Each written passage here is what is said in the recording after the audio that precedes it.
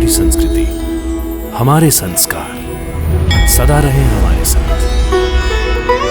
भारत के महान ग्रंथों और काव्यों का संपूर्ण संकलन। सब्सक्राइब करें तिलक। कई तरीके की एलईडी लाइट्स आपके घर और ऑफिस के लिए। GR LED lights, make India bright.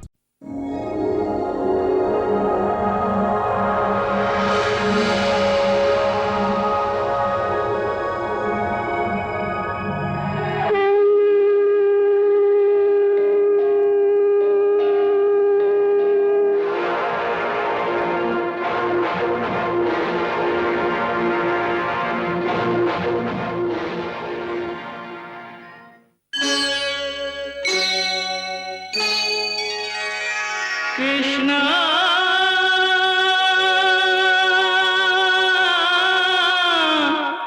Krishna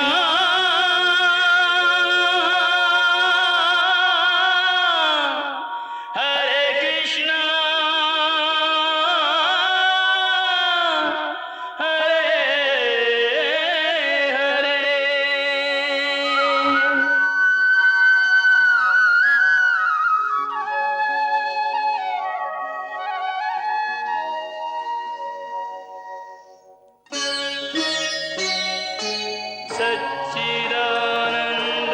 सच्चिदानन्दरूपाय विश्वोत्पत्त्यादिहेतवे तापत्रयविनाशाय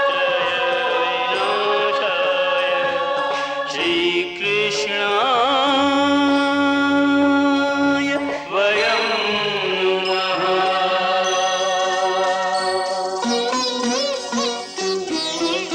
श्रीकृष्ण गोविंद हरे मुरारे, हे नाथ नारायण वासुदेव। हरे कृष्ण राधे राधे कृष्ण कृष्ण कृष्ण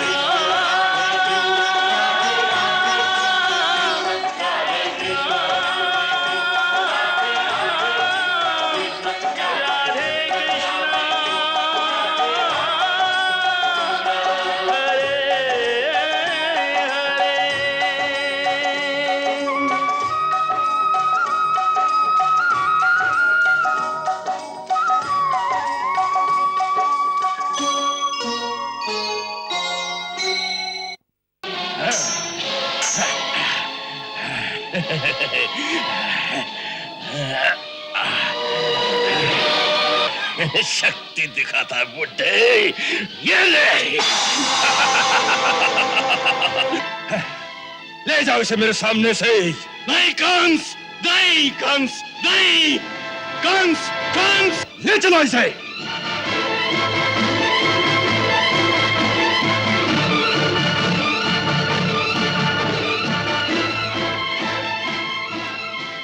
चल बुड्ढे। जब कंस ने अपने पिता को बंदी बनाकर काल कोठरी में डाल दिया, बाकी का जीवन इसी काल कोठरी में बीतेगा। यही तुम्हारा राजमहल है। और प्रजा पर अत्याचार करने लगा, तो अक्रूर आदि यादव सरदारों ने अपने स्त्री बच्चों को मथुरा से बाहर निकालने का निश्चय कर लिया। हाँ, एक बात तुरंत करनी चाहिए। जितनी जल्दी हो सके स्त्री और बच्चों को नगर से बाहर अपने अपने प्रांतों में भेज दो, क्योंकि मगध के सैनिकों का कोई भरोसा नहीं। मैं और मित्रसेन आज ही कुमार वसुदेव की दूसरी पत्नी रोहिणी को रातों रात यहां से निकालकर गोकुल में नंद राय के पास छोड़ आएंगे। कब चलना होगा? आज रात को। कैसे? उसकी योजना बन चुकी है। हम दासियों के रूप में यमुना घाट पर जल भरने जाएंगे।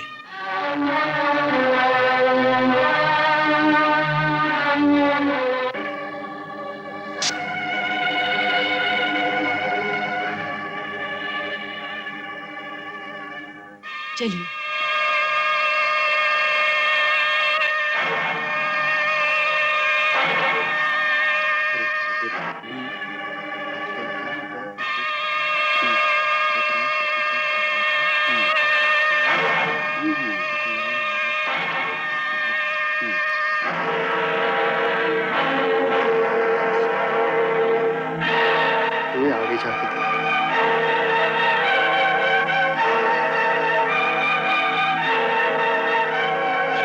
देखो कौन आ रहा है। ठहरो ठहरो, कहां जा रहे हो? इतनी रात गए कहां जा रहे हो? जल भरने। जल भरने? हाँ, जल भरने। जल नहीं भरेंगे तो भोजन कैसे पकेगा? जाओ जाओ। चल रही।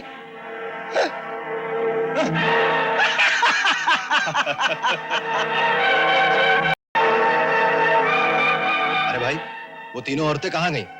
जल भरने। जल भरने? इतनी रात को जल भरने? हाँ, जरूर कुछ दाल में काला है। भाई चलो मेरे साथ।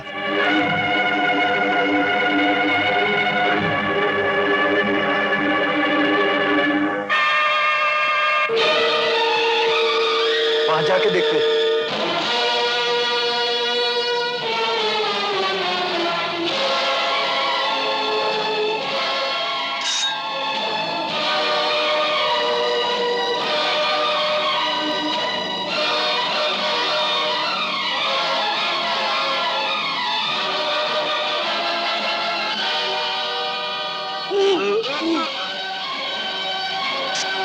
जल्दी करो।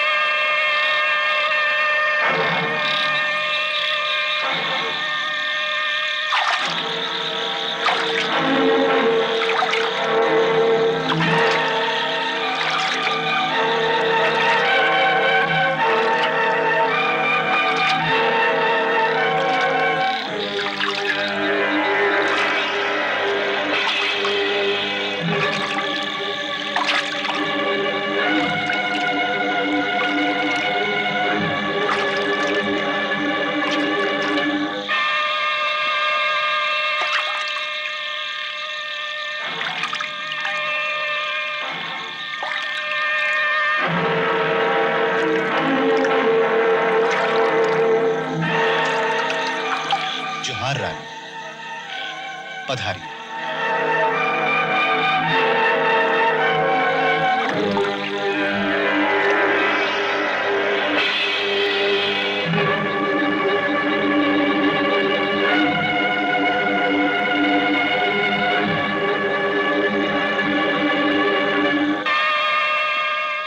आप लोग नाव लेकर नदी में साथ साथ गोकुल तक आओ।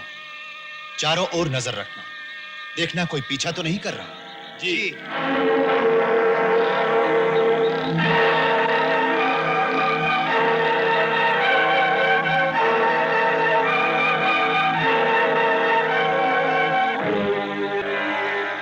रानी जी आज्ञा हो तो चलूं? चलिए।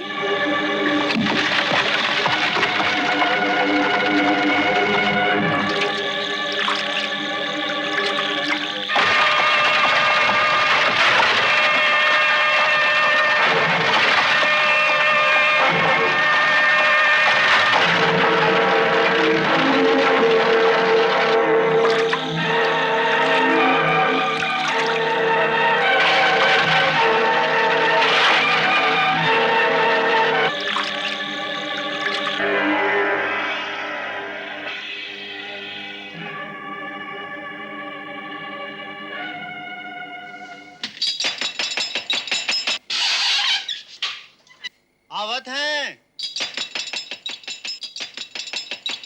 आवत हैं भाई।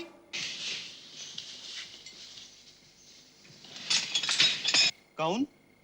धीरे से बोलिए, मैं अक्रूर हूं। आप इस समय? क्या बात है? देवी रोहिणी हमारे साथ है। पहले उन्हें अंदर ले चले।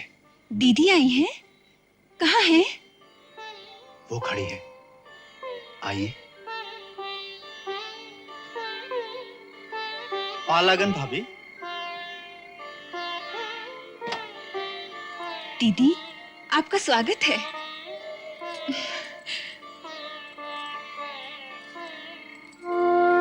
अंदर चलकर बात करेंगे।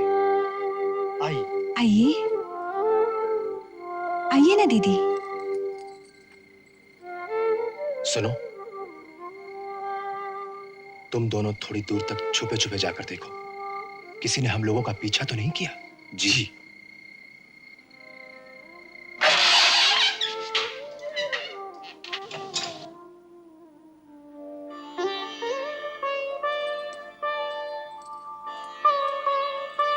आइए दीदी, अंदर आइए। चलिए ना दीदी, आइए।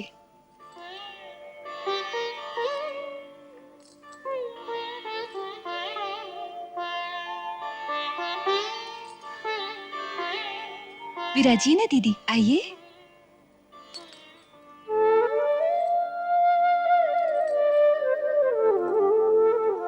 पधारिए अक्रूर जी।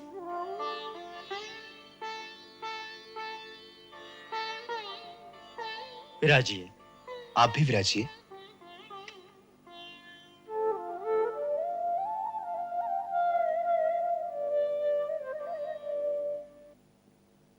क्या बात है अक्रूर जी, सब कुशल तो है? कुशल कहां नंदराय जी, कंस ने महाराज उग्रसेन को बंदी बना लिया है।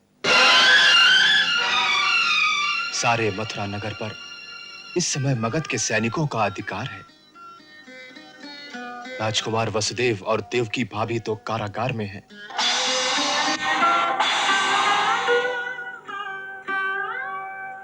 ऐसे वातावरण में इनका नगर में रहना उचित न जानकर इन्हें मैं सुरक्षा के लिए आपके पास ले आया हूं। बहुत अच्छा किया आपने। ये इनका ही तो घर है।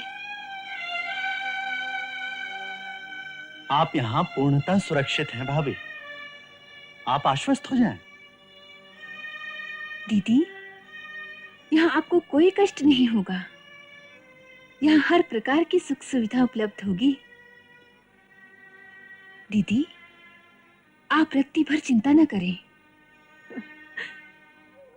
मैं तुम्हारे स्नेह को अच्छी तरह पहचानती हूँ यशोदा, इसकी मुझे कोई चिंता नहीं। केवल मन दुखी है। मैं आपकी भावना का सम्मान करता हूं भाभी, परंतु आपको यह नहीं भूलना चाहिए कि आप शूर वंश के राजकुल की बहू हैं और सारे राजकुल में इस समय केवल आप स्वतंत्र हैं, जो आवश्यकता पड़ने पर सारे यदुवंशी सरदारों की शक्ति अपने झंडे तले एकत्रित कर सकती है। इस अवसर पर अपने निजी धर्म के स्थान पर आपको अपने राजनैतिक धर्म का पालन करना चाहिए। आपका स्वतंत्र और सुरक्षित रहना हम सबके लिए आवश्यक है भाभी। मुझे आपको यह सब बताने की आवश्यकता नहीं। आपके पिता तो स्वयं महान पुरवंश के राजा हैं। आप तो राजधर्म को जानती हैं कि संकट के समय राजकुल के प्रत्येक सदस्य को अपनी निजी भावना से ऊपर उठकर वही करना चाहिए जो राज्य के हित में हो और राजकुल का भविष्य सुरक्षित रह सके। यही राजधर्म है। हाँ भाभी, अक्रूर जी बिल्कुल ठीक कहते हैं। इस समय आपका केवल एक ही धर्म है, अपने आप की रक्षा करना। नंदराय जी, भाभी की सुरक्षा का भार इस समय आप पर है। यदि कंस को पता चल गया तो आप बिल्कुल निश्चिंत रहें अक्रूर जी। भाभी पर किसी भी प्रकार की विपत्ति आने से पहले गोकुल के सारे ग्वाले अपने प्राण न्यौछावर कर देंगे।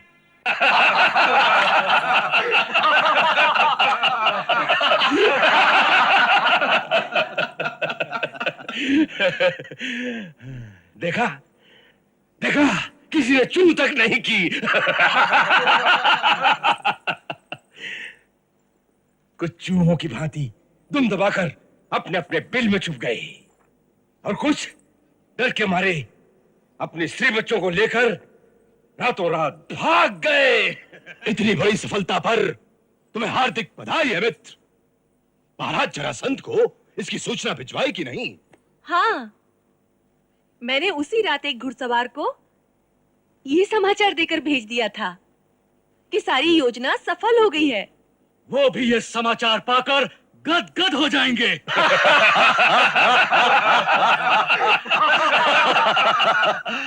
अब तो अपने राज्याभिषेक में उनको यहाँ आने का निमंत्रण भेजो मित्र। राज्याभिषेक? क्यों? राज्याभिषेक तो तुम्हें अब करना ही चाहिए।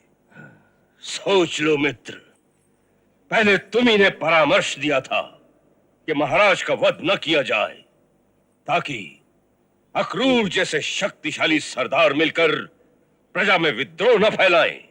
उस समय के लिए वो परामर्श ही उचित था।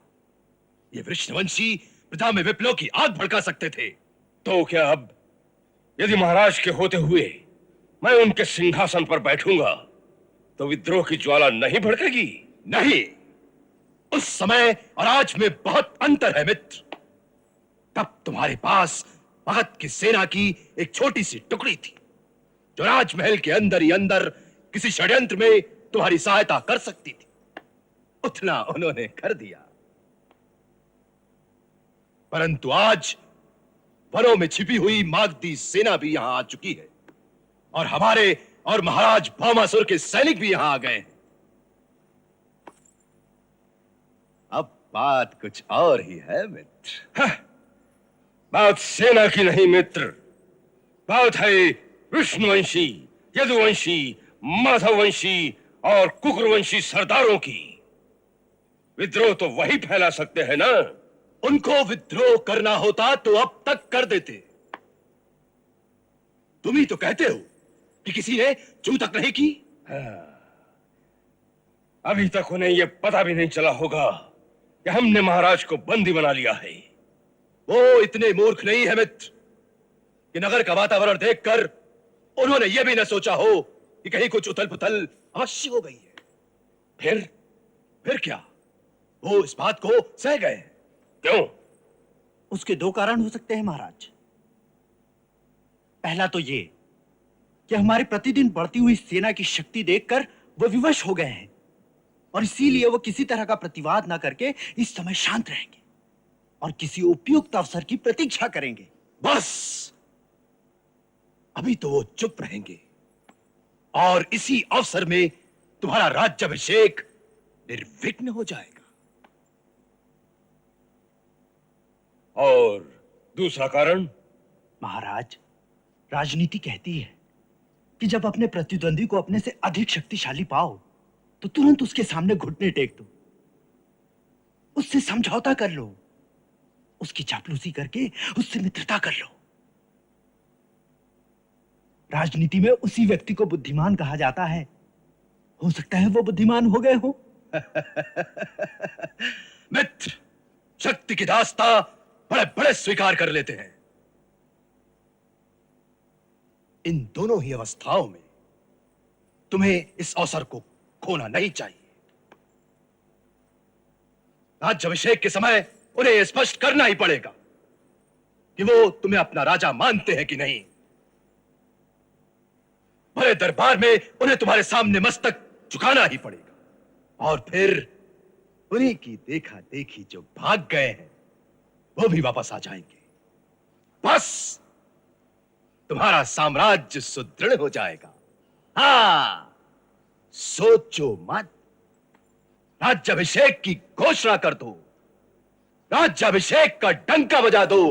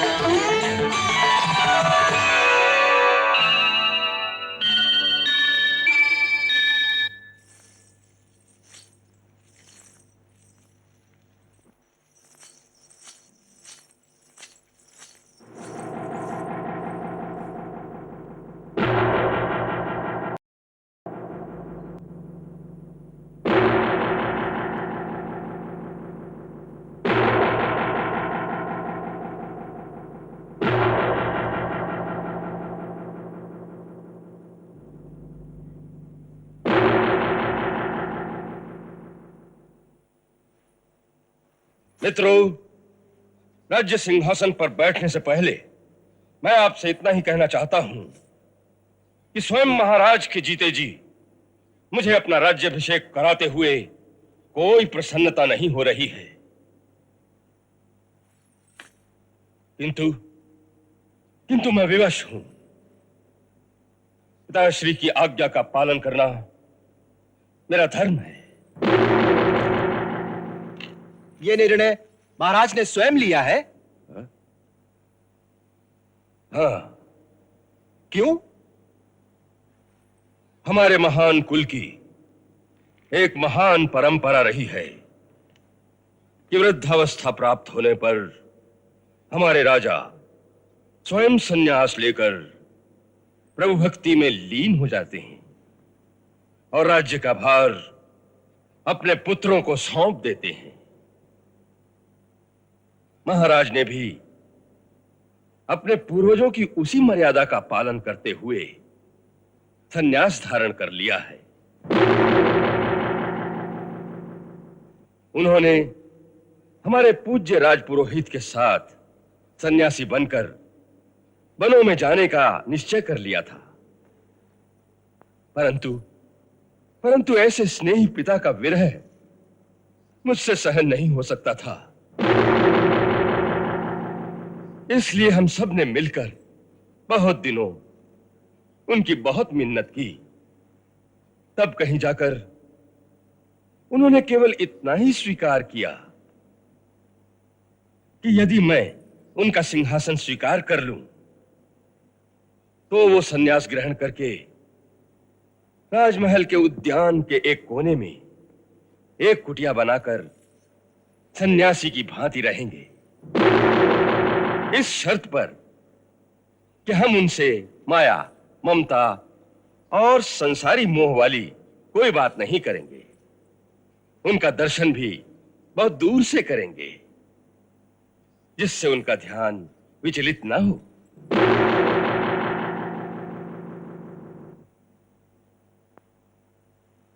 क्या हम भी उनके दर्शन कर सकेंगे?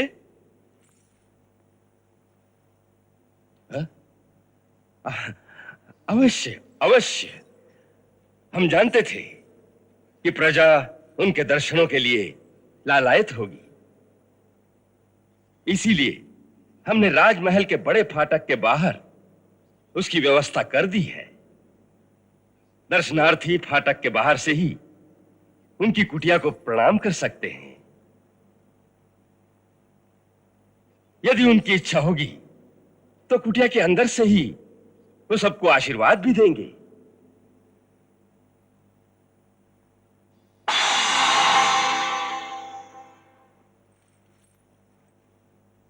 अब मैं उनकी आज्ञा का पालन करते हुए आप सबसे इस सिंहासन पर बैठने की अनुमति मांगता हूं। आप सब मुझे आशीर्वाद दें। महाराज कंस की जय! महाराज कंस की महाराज कंस की महाराज कंस की महाराज कंस की महाराज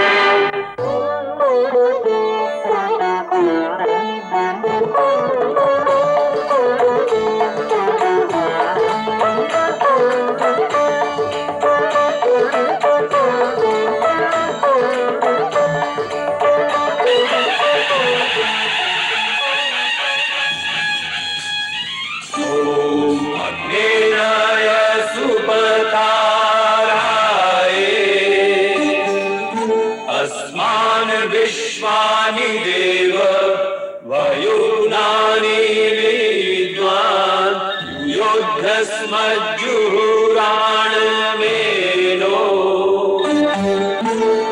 भूयिष्ठान्ते नमः उक्तिं विधेम। ॐ स्वस्ति न इन्द्रो वृधश्रवाः स्वस्ति न पूषा विश्ववेदाः स्वस्ति नस्तारक्षो अरिष्टनेमि स्वस्ति नो बृहस्पतिर्दधातु। ॐ द्यौः शान्तिरन्तरिक्षगं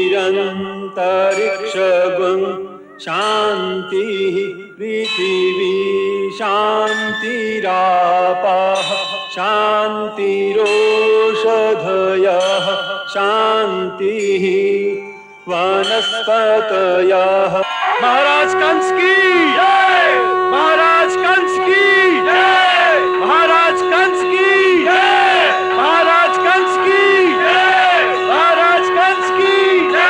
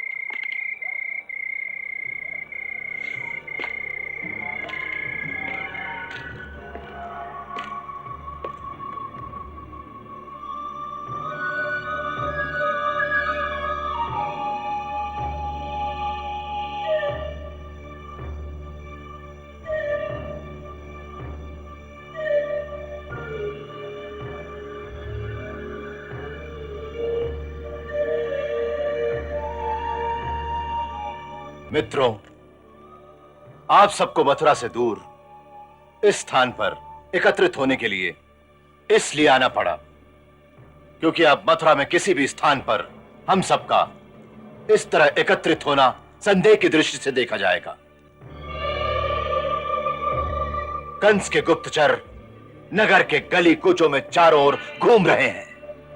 हाँ गुरु जी, राजा बनने के बाद उसकी नजर हम सब पर होगी कि कहीं हम अंदर ही अंदर किसी विद्रोह की तैयारी तो नहीं कर रहे हैं। इसलिए हम सबको इस समय कोई भी ऐसी गलती नहीं करनी चाहिए जिससे उसको हम पर किसी भी प्रकार का कोई भी संदेह हो, क्योंकि किसी पर यदि उसे थोड़ा सा भी संदेह हुआ तो वो उसे उसी समय कुचल देगा।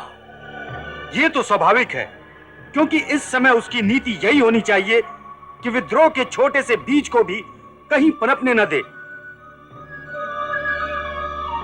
जहां अंकुर फूटता दिखाई दे उसे वहीं जड़ से उखाड़ दे। ठीक कहा तुमने। इस समय वो कहीं कोई नरमी नहीं बरतेगा। आप नरमी की बात करते हैं अक्रूर जी। इस समय तो जहां आवश्यक नहीं होगा वहां भी वो अपनी शक्ति दिखाएगा। आप देख लीजिएगा, वो राह चलते निर्दोषों को भी दंड देना शुरू कर देगा ताकि प्रजा के हृदय में उसकी शक्ति का भय स्थापित हो जाए। अवश्य यही होगा।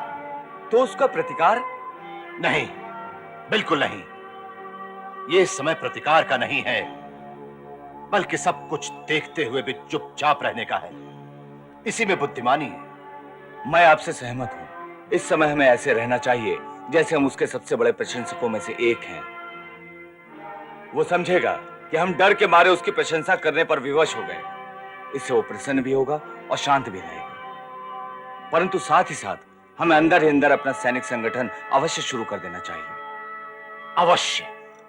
इसके लिए हम सबको एक एक करके मथुरा से दूर गांव-गांव में फैल जाना चाहिए और वहां रहते हुए धीरे धीरे अपने लोगों को संगठित करना आरंभ कर देना चाहिए।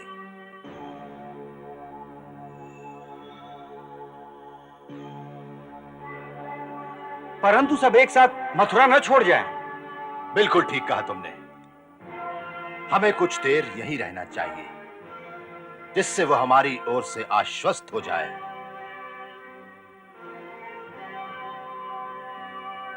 परंतु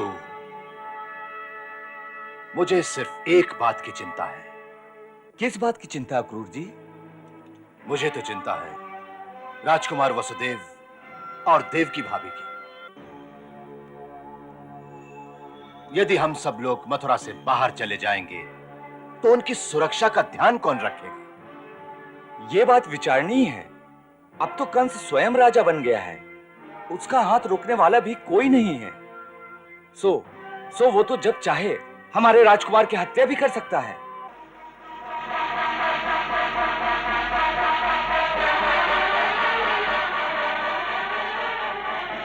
इसका एक उपाय हो सकता है। क्या? जब हम लोग मथुरा छोड़ें तो जाते जाते वसुदेव जी को कारागार से भगाकर अपने साथ क्यों न ले जाएं? वाह, इसके लिए तो एक सुंदर योजना भी मेरे मस्तिष्क में उभरने लगी है। क्या? बंदी गृह की एक दीवार यमुना जी के जल में डूबी हुई है। अमावस की रात के अंधेरे में उस नदी से होकर हम उस दीवार में एक छेद कर सकते हैं, जिसमें से देवकी और वसुदेव जी को निकालकर नदी के रास्ते से बाहर ले जाएंगे। वाह वाह वाह वाह, क्या योजना है! क्यों अक्रूर जी? योजना तो बड़ी सुंदर है, परंतु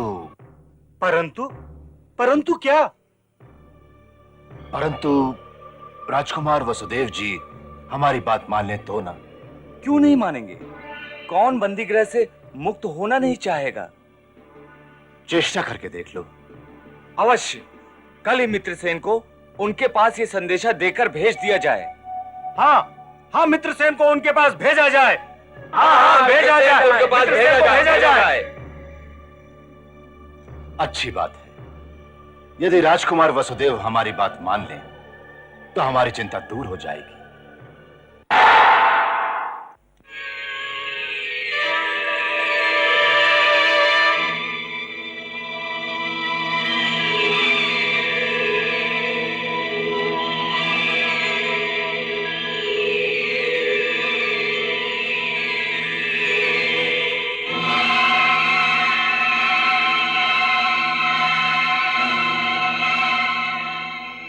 स्वामी, कुमार का खाना लाए हो? जी स्वामी। ठीक है, खोल दो।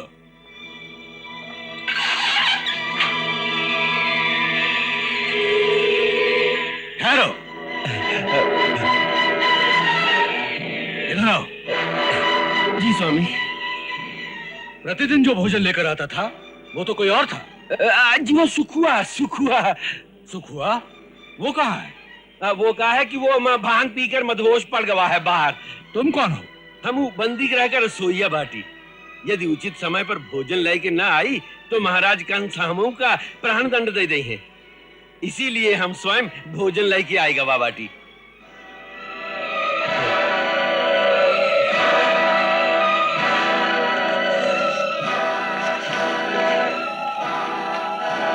ठीक है, जाओ, खोल दो। बंदियों का भोजन लाया है।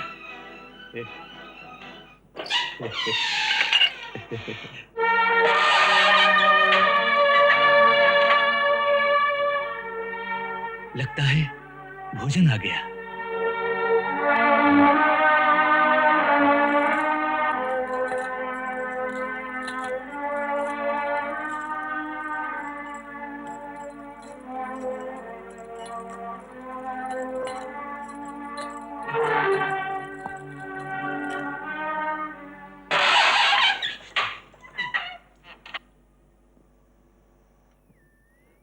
जोहार कुमार।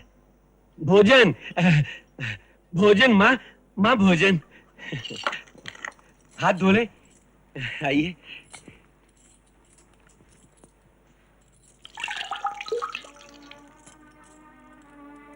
मित्रसेन, तुम?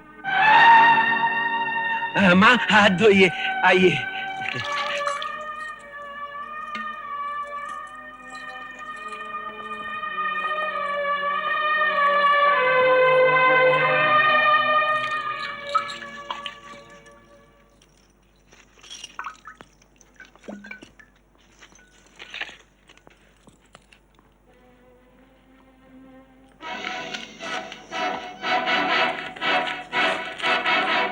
कुमार, अक्रूर जी ने भेजा है।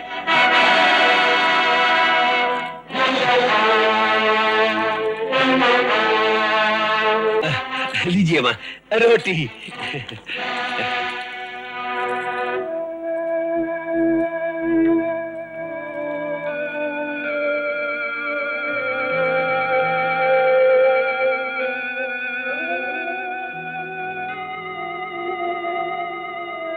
क्या लिखा है?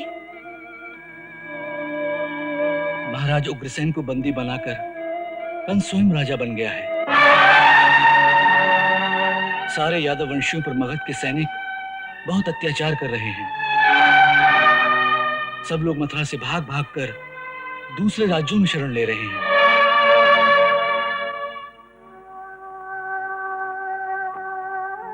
आपके पिताश्री महाराज शूरसेन और बड़े भैया देवभाग भी अपने महल में नजरबंद हो गए हैं।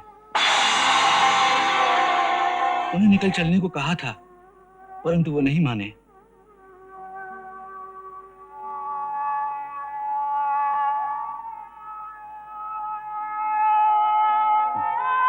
जो यादव मथुरा में हैं, उनके स्त्री बच्चों को हमने रातों रात नदी के रास्ते निकालकर सुरक्षित स्थान पर पहुंचा दिया है। कंस का पलड़ा इस समय इतना भारी है कि सब लोग उसकी अधीनता स्वीकार करने के लिए विवश हो गए हैं।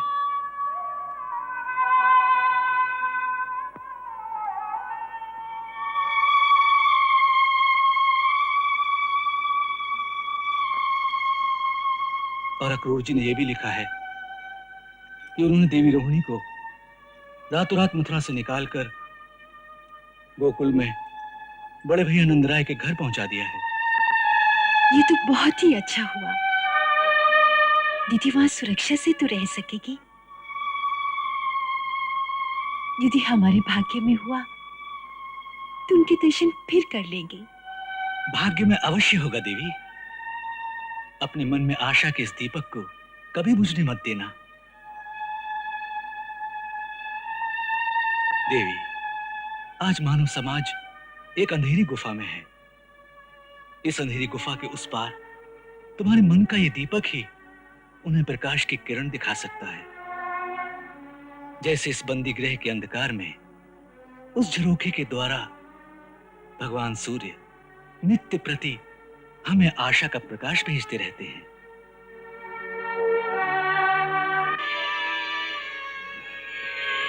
कुमार, अक्रूर जी ने कहा है, यदि अब भी आप अपनी भावी संतान को इस आतताई के हाथों से बचा के निकलना चाहें, तो हमारे यदुवंशी वीरों का एक जत्था अमावस की रात को नदी पार करके इस कारागार की नदी किनारे वाली दीवार को तोड़ देगा।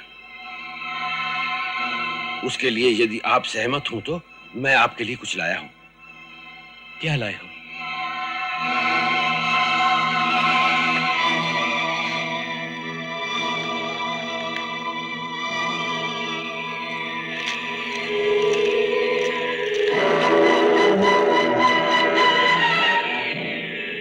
ये आपके लिए लाया हूं।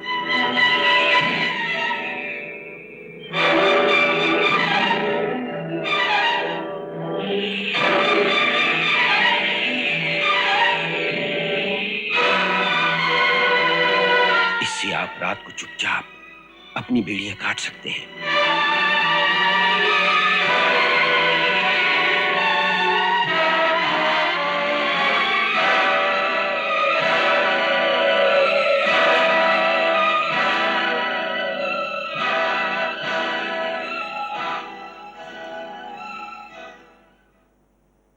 मित्रसेन, अक्रूर जी को मेरा धन्यवाद कहना और कहना कि जब तक देवकी की 8वीं संतान नहीं हो जाती, मैं वचनबद्ध हूं। परंतु यहाँ रहने से वो हमारे सब बालकों को मार डालेगा। मैं जानता हूं, परंतु यही ठीक भी है,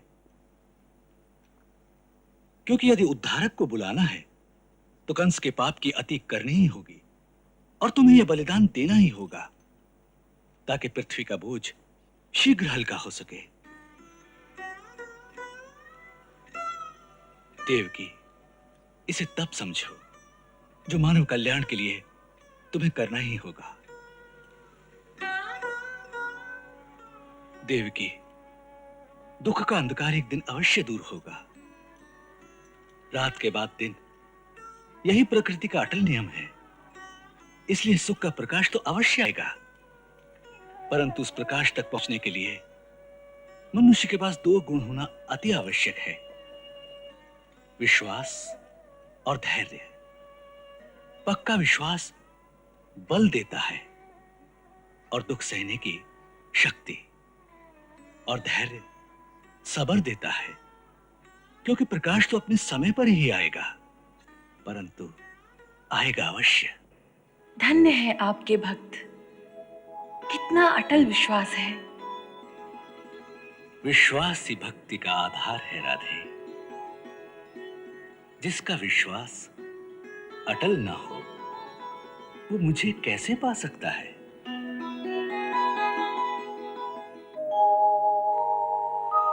क्रूर कंस ने ले लिए पहले शिशु के प्राण, लेने को है जन्म यहाँ अब दूजी संतान,